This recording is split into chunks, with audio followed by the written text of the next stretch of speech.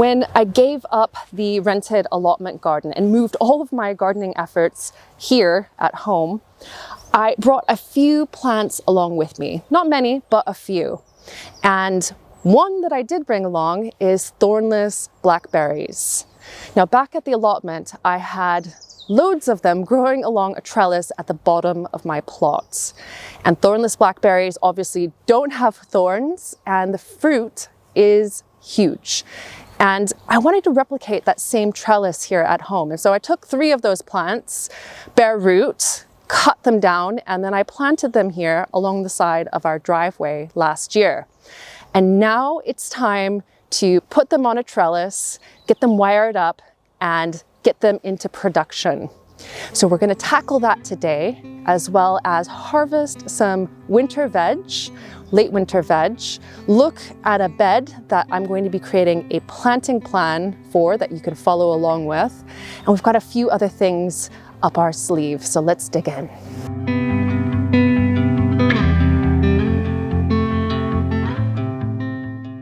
The plants are there, the posts are placed in the soil. So next steps are that I'm going to create a nice long no-dig bed so all those plants can have a nice fresh clean slate to live in. And all that entails is putting cardboard down on the soil and then topping it up with a good couple of inches of compost. And then after that, I'm going to tidy up the wood chip paths on either side. I've got fresh wood chip to lay down. And finally, I'm going to wire up the 4 posts and then attach the thornless blackberry canes to each one. It took a good couple of hours, but we're all finished now.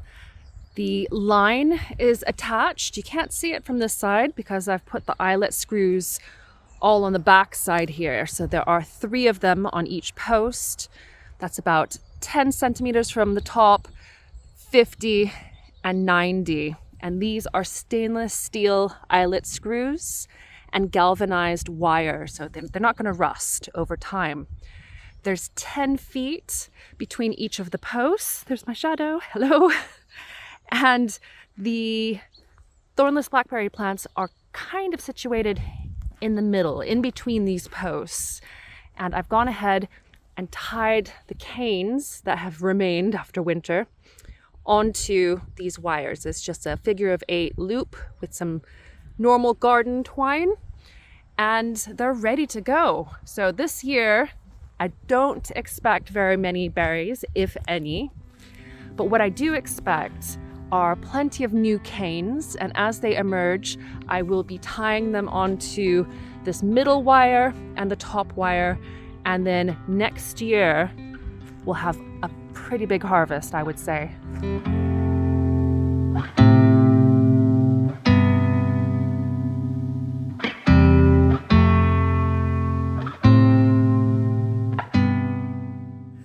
I've harvested some purple sprouting broccoli, which is my favorite homegrown veg, and also a big old parsnip, which is going to make a fantastic soup. And now what I'm doing is digging up the rest of the carrots from this bed. We have a pretty mild climate here, so I can leave a lot of root vegetables in the ground. They won't freeze, and these carrots have been delicious over winter. But I need to clear it out because this is going to be quite a special bed this year. I have created a planting plan with not only vegetables, but some culinary herbs and some medicinal plants as well that we can use in soap and skincare. And I put this gardening plan on an app called Frood. And Frood has only been available in Germany up until now, but it is now available in the United States and the United Kingdom. And what it is an online app that you can access on your phone or your computer. It helps you with planning out your garden. It helps you with gardening tips, succession sowing. There's a community on there where you can ask questions. And of course, you can also see other people's planting plans. And so if you go over and sign up, there's a free version and a paid one. You'll be able to see my planting plan and you can plant along with me this year. So if you have a bed that's a similar size, maybe a little bit smaller even, you can use that planting plan to create a very similar planting scheme. And we'll continue following along with this throughout this year. I've cleared all the carrots out of this bed and I've leveled it out roughly And then I've laid the carrots out over here for us to have a look at. Closest to us are the purple carrots. These are my favorite. They're just a nicer color. They're just a novelty. They taste the same as these orange carrots that I have quite a few more of. Lots of them, to be honest. And then we've got a handful of carrots here that are yellow. And you'll notice that the sizes of them are small to medium, and that's because I didn't thin them. If you don't thin your carrots out when they start germinating, then you'll get these small to medium sized ones. But if you thin them out to about 1 inch apart, you'll get the biggies. Regardless of that, I have quite a few here. So if you have any ideas for me for carrot recipes, leave them in the comments below. If you've been with me for long, you'll know that all of my beds out here in the garden are no-dig beds. Well, obviously I've just dug the carrots out, so no-dig does not mean that you don't ever dig. It means that you don't till it, so you don't turn the soil over at the end of the season. Instead, what you do is just mulch with compost. And that's what I'm doing right now. So I'm preparing this bed for a season of planting. Now that it's completely empty, this is a great time to do it. And it'll take 2 wheelbarrow loads for this size bed of compost. And I just push and rake it out evenly. So it's about 1 inch thick, this layer. And that is plenty to mulch the soil, to feed it, and to prepare it for a big bed of vegetables and other gorgeous plants this summer.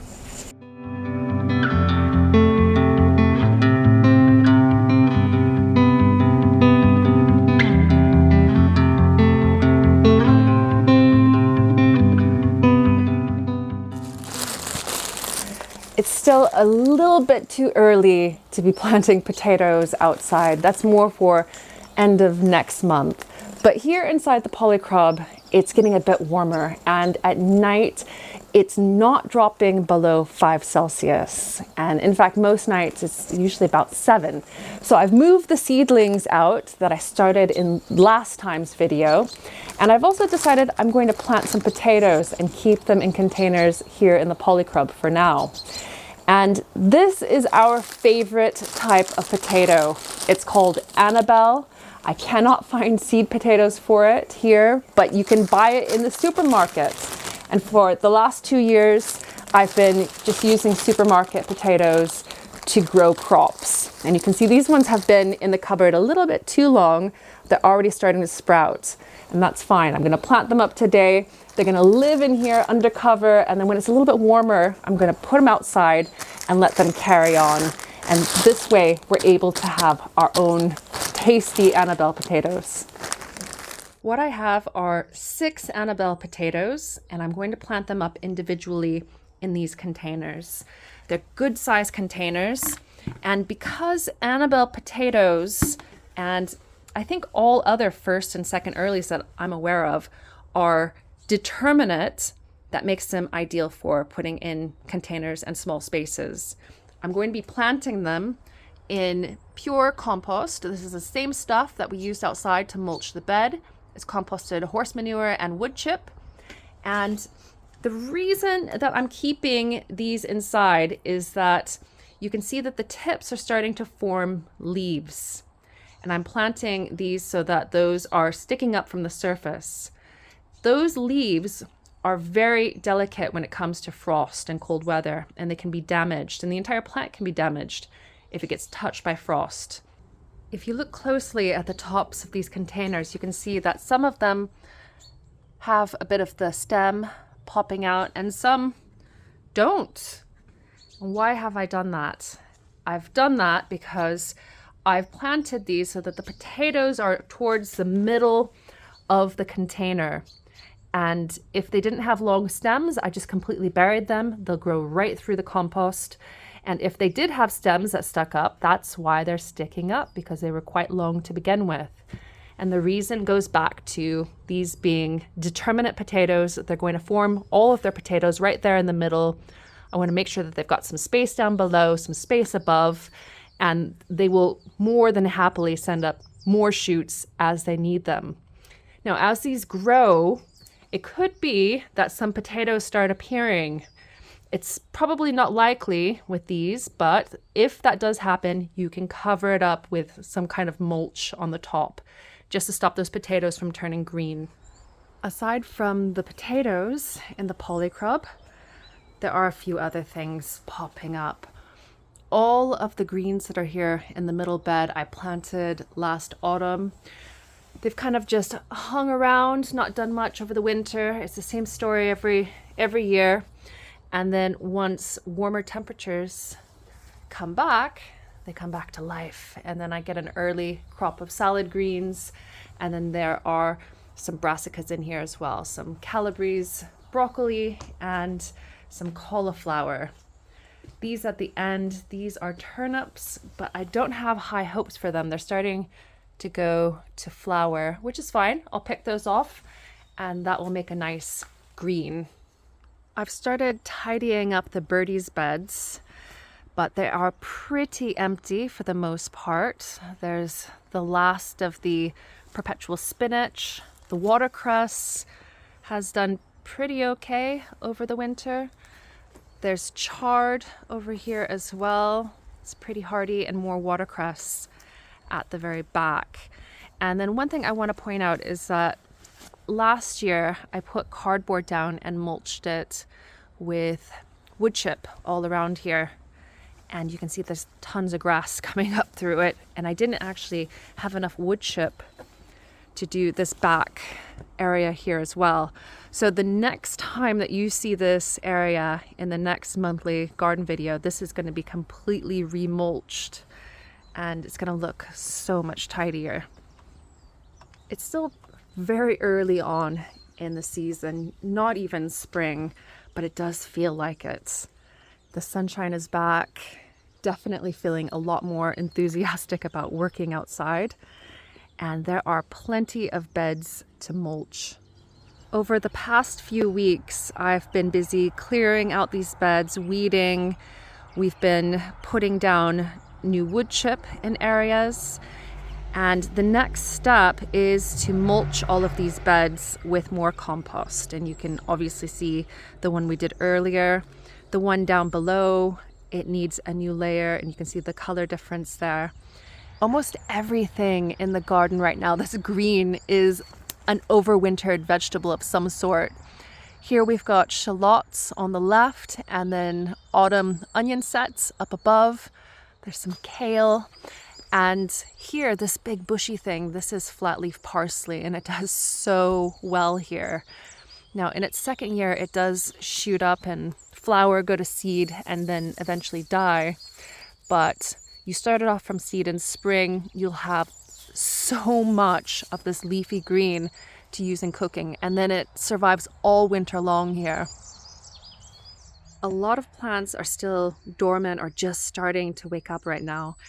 But over here in the perennial bed, you can see on the far left there, the perennial kale is just massive. And it is such a reliable source of greens, especially in the winter.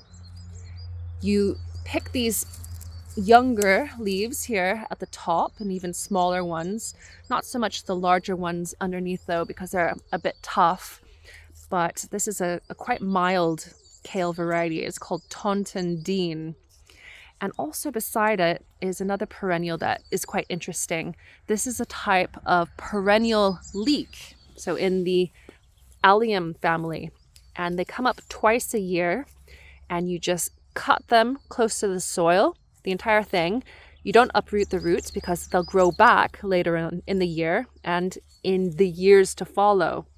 This little patch started off as just a few tiny little sets that I got from a UK supplier, and it's just growing and hopefully will become a bigger patch over time.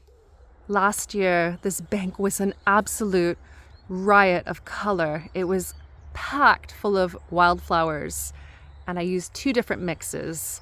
The first mix is one that I got from the local Manx Wildlife Trust, and if you look in here, you'll see lots of green plants, and that's all from that mix, and it's survived, and I'm gonna have to do very little cleaning up in here to get it right back into productive shape. On the other hand, over here and on the other side, this came from an annual mix of wildflower seeds from the RHS, a standard mix that you can get in most garden centers. And because it's an annual mix, the flowers basically die down. There's the odd mallow in there, but also there's tons of weeds in there. You can see there's dock here, nettles coming through, and I think this is the problem that a lot of people have with wildflower seed mixes, is that it looks great and then it turns into this. Whereas if you have a perennial mix, you can sow the seeds and then every year they'll start coming back and just be as beautiful as the first year. So one of my tasks for next month is clearing the areas that had the RHS mix, so here and on the other side, putting down some new clean compost after removing some of those perennial weeds and get it re-sown. And I'm thinking I'm going to try for another perennial mix. Like the polycrub, the greenhouse is also filled with potted plants that are overwintering. But right out front are the bulb lasagnas that I planted last November. Do you remember that video? We planted up this container and it has already had a couple of flushes. First of the iris reticulata, and now this is the second flush of crocus. These really beautiful buttery yellow. And we've got tulips and daffodils to look forward to, as well as a different type of iris. Inside the greenhouse, it definitely looks like February. There's not as much green as there is brown from just potting mix. These are onions. They were onion sets that I didn't really know where to plant out in the garden, so I put them in little pots. They need to go out. The yacon that I harvested last autumn, I've planted these up, and most of these plants I'm giving away at the Isle of Man Seed Swap and Plant Share, which is on April 6th. And if you're local, please do come. You can pick up one of those plants. We've got some dwarf Jerusalem artichokes, and then over here, obviously, we've got a sweet little commie and comet and lots of plants that have been overwintering and are starting to regrow. In the last video, we sowed quite a few different seeds together, and I also went over my potting mix that I use for seedlings, some of the containers, etc. It is very early on in the season right now. It is only February, so there's only a few seeds to start. But it's this slow start and this slow movement into seed sowing that does kind of help us get into the rhythm for March and April, when it's masses of seeds that need to be sown. I am really happy to let you know that most of the seeds have germinated, most of them actually within the first week. And I've now divided them into two groups. The first group are the more frost tender plants, and they don't like cold temperatures. And those are the tomatoes and the eggplant, the peppers and the loofah. They're still inside and they're under a grow light because they need extra light and extra warmth right now. The other group are the more temperate veg, and I've got them out here. It is still really bright out, but it's not as warm, and that's good for them because warmth, extra warmth, can actually affect the root development and also how leggy plants can get early on in the year. So I've got the kohlrabi and the purple sprouting broccoli out here, the snapdragons, the onions, the lettuces, broad beans, and sweet peas.